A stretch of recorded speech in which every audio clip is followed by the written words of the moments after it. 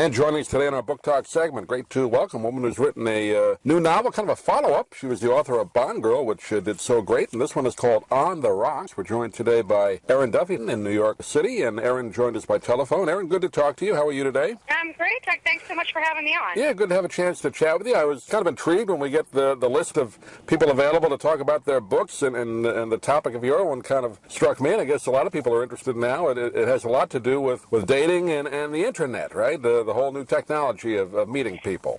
Social media changing the way that the world revolves, basically. I don't know if it's for the better. I guess in some ways it is, in other ways it isn't, right? Exactly. Depends who you ask. Talk a little bit about the plot of it. I don't like to give away too much, so tell us what you can about it. Sure.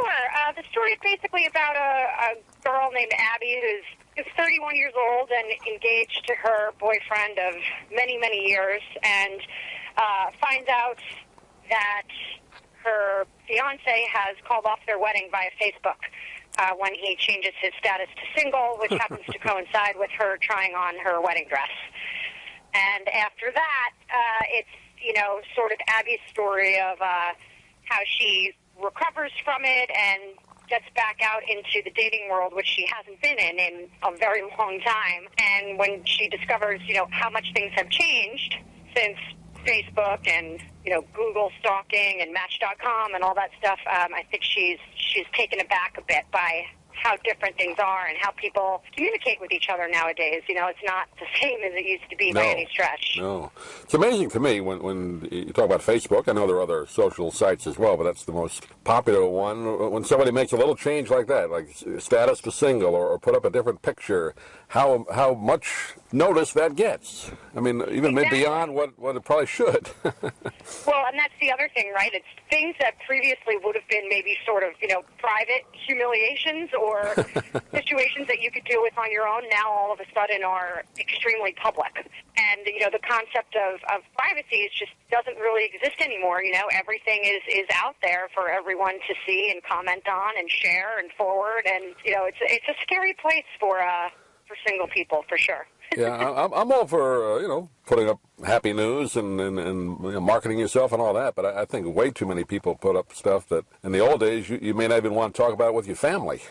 Exactly. The rules have changed, and the lines for what's appropriate, or what people would have thought would have been appropriate to discuss in a public forum have definitely been changed in the last, in the last decade or so. Yeah. I mean, it all happened pretty quickly. Well, you talk about the dating aspect, single people trying to meet each other. It's never been easy, Erin. I can attest to that. I guess you can as well. but online, a whole different set of rules, if there are any rules. I'm not sure there are, but what kind of sense can you make of that? I know you're married now, but did you go through that, the online dating? I did a little bit. I mean, I only recently got married when I started writing this book. I was single, and even in New York too, I think people, the city's a hard place to meet people, and not that any place is easy, but I do know a couple people who have met their husbands or wives on online dating, and that's great, good for them. But for all those stories, there's a bunch of horror stories that you hear also.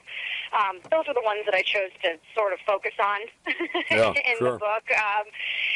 Just there's so much more room for error when, the possibilities for who you can go out with, and, one click and you can reach exponentially more people than you ever used to be able, to meet in one day or one whatever. And, the stigma that used to be attached maybe years ago to, say, like the personal ads in the newspaper or something like that. I mean, this is really just an updated version, but all that's gone. So it's, very normal and encouraged and expected in a lot of ways for people to go that route sometimes, and it's definitely easier for some people than others, right? I mean, people who are more shy are going to have a harder time sort of putting themselves out there for public approval and disapproval.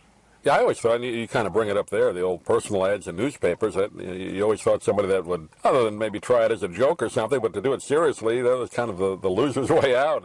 But the stigma has gone, you think, from online dating? I definitely think so. It really has, okay. I definitely think so, yeah, absolutely. There are even, younger kids, I know even, kids in their early 20s now are doing it, and so it's no longer even, I'm a little bit older, so I'll try this. It's just a normal part of how they're meeting people. Maybe they'll go out to a bar and run into someone, or maybe they'll, check their profile online.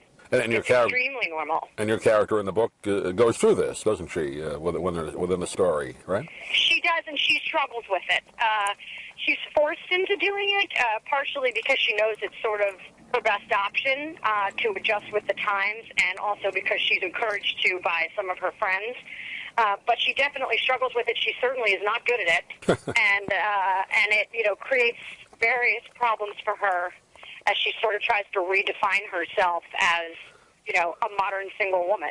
I always wondered, do women find it harder? Because I think it's still the man is expected to kind of make the approach even online, but has that changed? Maybe not. Do women make the approach to men? I think it's changed a little bit. Has it? Yeah. I do. I think there are plenty of girls out there who have, sort of the mentality of, well, if it works, great, and if not, no big deal. And I think that, there are a lot of guys out there who are, expect that, who wouldn't necessarily be turned off or scared away by somebody, by a girl approaching them first. Mm-hmm. I think a lot of that has changed in the last couple of years, too. Well, as a guy, I would say we don't mind that if the woman approaches us first. We don't mind. Yeah, I think they do. Maybe reluctantly at first sometimes. Right. But I think like anything else, right? The more you do it, the easier it gets. Sure.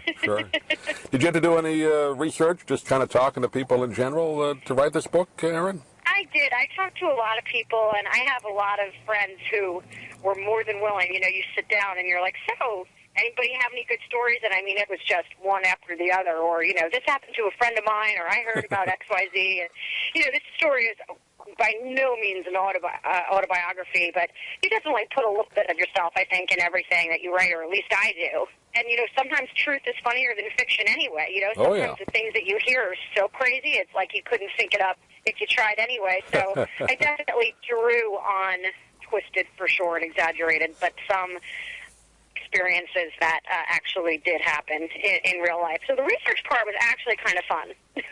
And this character, Abby Wilkes, is the lead character. She's kind of a composite then of different people that you talk to, right? Yeah, she's the lead character, and she is definitely somebody who, she knows what she wants, but she has no idea how to get there, and she has no problem admitting that, which I think is what makes her a little bit different and somewhat, likable for a lot of people, is that she doesn't pretend to have all the answers. Mm-hmm. She knows she doesn't, and she knows she's making mistakes, and she's constantly frustrated by her own limitations and, what she sort of encounters as she tries to rebuild her life. I think there's a little bit of that in everybody, right? So sure. Sort of take what you can from people you meet along the way and make some things up on your own and sort of put it all together. And that's kind of who she is. She's sort of everybody's, everybody sort of found themselves at some point in their life in a bad place, or depressed, or, spending way too much time at home by yourself, eating ice cream, drinking wine, whatever it is. Everybody's kind of been there, and she sort of gets to the point where she finally, says, all right, enough. Yeah. I'm done with my own pity party, and now I got to figure out what to do. I just have absolutely no idea how to get from A to Z. Well, it's the kind of book, as we head into the summer season, Erin, I know a lot of people want to bring this kind of a good beach read here called On the Rocks, a novel. And, Erin, you have a website? People can get a hold of you with the book? Ironically, I can be reached on Facebook. Really? You have not changed your status there.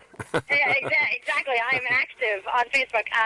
It's Erin Duffy Books with an S on Facebook. And I can also be reached on Twitter via my publisher at HarperCollins. Erin, appreciate you taking a few minutes, and look forward to talking to you again. Please keep in touch with us for your next project, and we'll have you on. Love to talk to you. Great. Thank you so much. You guys have a great day. Great. Thanks, Erin. We'll talk to you. You got it.